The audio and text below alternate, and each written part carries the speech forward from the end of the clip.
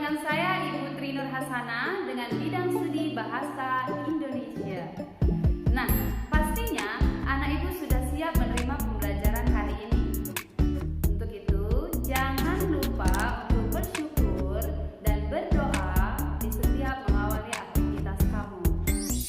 Nah, pertemuan sebelumnya kalian sudah mengetahui struktur kebahasaan dari teks laporan percobaan.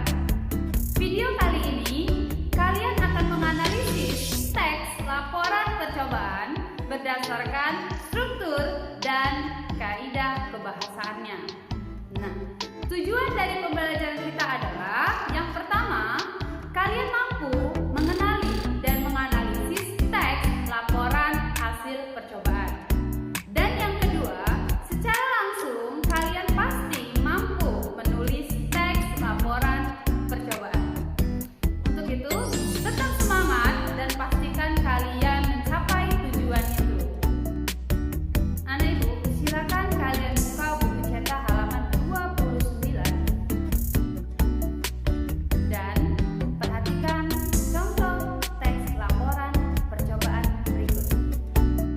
Nah, anak Ibu, jika kita amati teks laporan percobaan ini yang berjudul kandungan listrik pada buah. Nah, terdiri dari 5 paragraf. Yang akan kita analisis pertama adalah struktur dari teks laporan percobaan ini. Nah, kita lihat ada terdiri dari 5 paragraf. Sedangkan struktur dari teks laporan percobaan itu ada 2. Yang pertama itu adalah pernyataan umum. Sekarang kita lihat, biasanya pernyataan umum itu berada di awal paragraf. Kalau kita perhatikan teks ini anak Ibu, paragraf pertama itu terdapat kata definisi sebagai ciri-ciri dari pernyataan umumnya. Nah, dia memakai kata adalah. Kemudian, kalau kita lihat paragraf kedua, ketiga, keempat, dan kelima itu jelas menunjukkan uraian. Karena di sini percobaannya berupa eksperimen, maka tetap memerlukan tahapan atau langkah-langkah dalam melakukan percobaan. Di paragraf terakhir jelas sekali kita lihat itu berupa kesimpulan. Sekarang kita akan lanjut untuk analisis kebahasaan dari teks laporan percobaan kandungan listrik pada buah. Sebelumnya, silakan lihat dulu dan amati strukturnya. Sekarang kita masuk pada ciri kebahasaannya. Ciri kebahasaan yang pertama adalah aspek umum. Kita akan lihat apakah di dalam teks laporan percobaan kandungan listrik pada buah terdapat aspek umum. Ya, nah perhatikan paragraf pertama, kalimat pertama dan kata pertama. Di situ jelas terdapat kata buah. Buah termasuk ke dalam aspek umum yang dapat kita rincikan lagi. Kedua, kita lihat ciri kebahasaannya yaitu penggunaan konjungsi atau kata tugas hubungan logisnya. Nah, kita lihat di paragraf kedua itu ada tahap pertama. Kemudian di paragraf ketiga ada kata setelah. Begitu juga dengan paragraf keempat. Dan kemudian di paragraf kelima terdapat kata dengan demikian. Itu adalah konjungsi atau kata tugas hubungan logisnya. Kemudian kita lihat ciri kebahasaan yang ketiga, menggunakan kalimat aktif. Sekarang kita analisis, benarkah di dalam teks ini cukup banyak menggunakan kalimat aktif? Perhatikan kalimat pertama, paragraf pertama. Buah adalah organ pada tumbuhan berbunga. Di situ terdapat kata berbunga. Nah, berbunga ini menandakan bahwa kalimat ini adalah kalimat aktif karena menggunakan imbuhan ber. Kemudian di situ terdapat juga kalimat yang mengatakan setiap buah memiliki kandungan air. Nah, memiliki itu memakai imbuhan me. Sudah pasti kalimat ini adalah kalimat aktif. Lalu kita akan lihat di paragraf kedua. Di situ terdapat percobaan dilakukan. Kata dilakukan, apakah ini termasuk kalimat aktif? Pasti tidak, karena dilakukan itu adalah kalimat pasif menggunakan imbuhan di. Berarti bukan. Kita lihat paragraf ketiga. Pihak peneliti mengambil alat. Kalimat ini sudah jelas adalah kalimat aktif karena menggunakan imbuhan me. Begitu juga dengan paragraf keempat.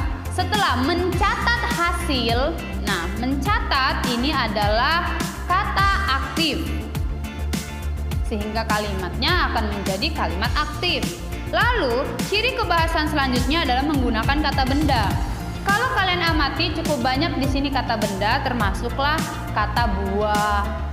Ini termasuk kata benda seperti nama-nama buahnya, anggur, ceri, jeruk, kiwi, pir, apel, dan sebagainya.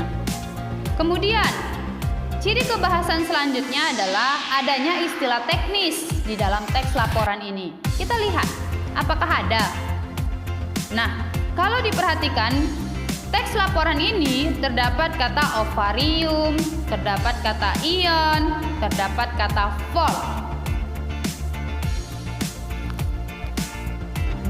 Nah, itulah tadi analisis struktur dan kaidah kebahasaan dari teks laporan percobaan yang berjudul Kandungan Listrik pada Buah.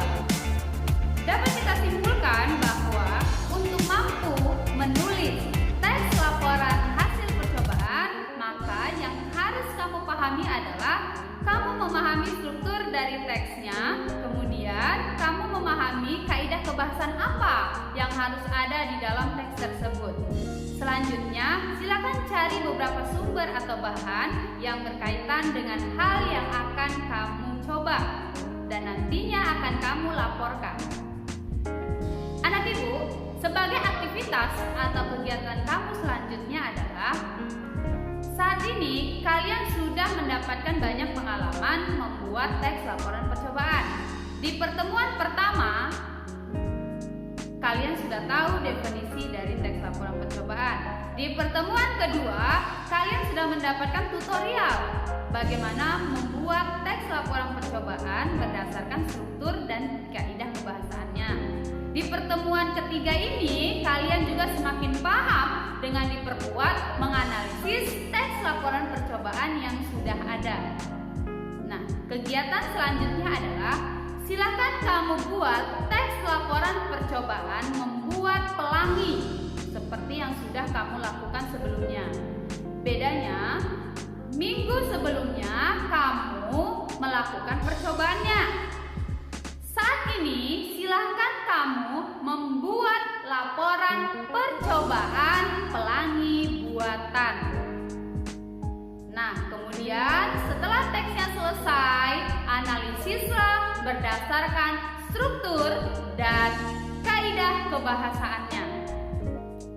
Sampai di sini dulu pertemuan kita anak ibu, tetap semangat dan temukan hal menarik dalam setiap pembelajaran kamu. Tetap jaga kesehatan dan ikuti protokol kesehatan, selalulah menjadi yang terdepan. Semangat pagi!